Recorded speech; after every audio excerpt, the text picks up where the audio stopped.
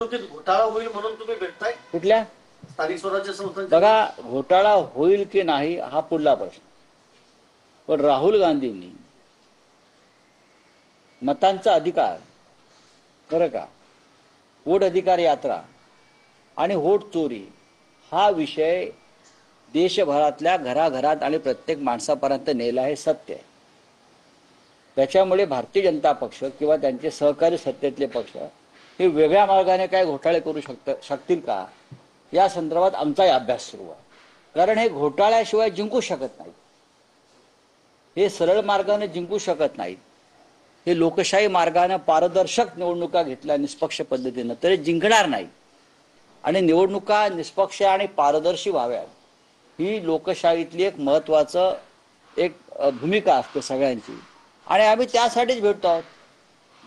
निवडणुका निष्पक्ष व्हाव्यात ही आमची भूमिका असेल तर त्याच्यामध्ये भारतीय जनता पक्षाचे नेते, मग देवेंद्रजी असतील किंवा त्यांनी एखाद्याला डेप्यूट करावं. जैन समुदायाने स्वतःचा पक्ष स्थापन केलेला आहे, कबुतरी देखील ठेवलाय आणि यावेळी जैन मुनींनी विधान केलेलं आहे की आम्ही फक्त बाळासाहेब ठाकरेंना मानतो आणि आनंद दिघेंना मानतो. बरं, मग हे कोण ठरवणार? यांच्या ठरवण्यावरती काय असतं?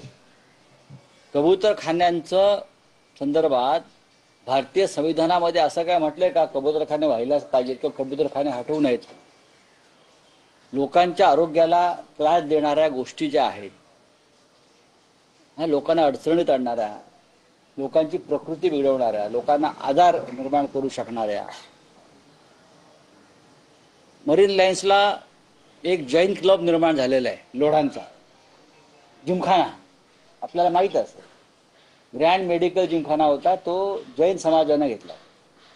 तर त्याचं जे मैदान आहे त्याच्यामध्ये कबूतरखाना करावा ना, 100% करावा. आम्ही तिथे त्यांना दाणे घालायला येऊ कबुतरांना. आम्ही सुद्धा मानवतावादी, दयावादी, भूतदयावादी आहोत. हिंदुहृदय सम्राट बाळासाहेब ठाकरे यांच्यासारखा भूतदयावादी नेता नव्हता.